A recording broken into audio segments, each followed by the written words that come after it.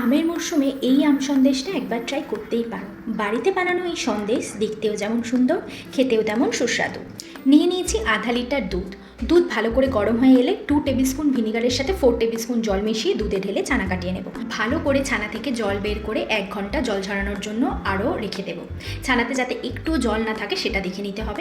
এবার জল ঝরানো ছানা হাতের তালুর সাহায্যে ভালো করে সফট করে মেখে নিতে হবে, যেমনটা রসগোল্লা বানানোর সময় করতে হয়। 10-15 মিনিট করলেই এমন সফট হয়ে যাবে। এর মধ্যে আমি একে একে 3 টেবিল স্পুন গুঁড়ো চিনি, 3 টেবিল স্পুন গুঁড়ো দুধ, 1/4 কাপ ডেজিকেটেড কোকোনাট, যেটা সম্পূর্ণ অপশনাল, আর 3 টেবিল স্পুন ম্যাঙ্গো পিউরি, এগুলো দিয়ে ভালোভাবে মিশিয়ে ভিডিওতে যেমন দেখানো হয়েছে সেভাবে সন্দেশের আকার দিয়ে মাঝখানে একটু গর্ত মতন করে ডেজিকেটেড কোকোনাট দিয়ে কোট করে নিতে হবে। এবার সন্দেশের মাঝখানে একটু ম্যাঙ্গো পিউরি আর একটু পেস্তা দিয়ে ডেকোরেট করলেই রেডি হয়ে যাবে আম সন্দেশ। দোকান থেকে সন্দেশ না কিনে বাড়িতে বানিয়ে নিজেও খাও আর বাড়ির সবাইকে খাইয়ে একেবারে তাক লাগিয়ে দাও।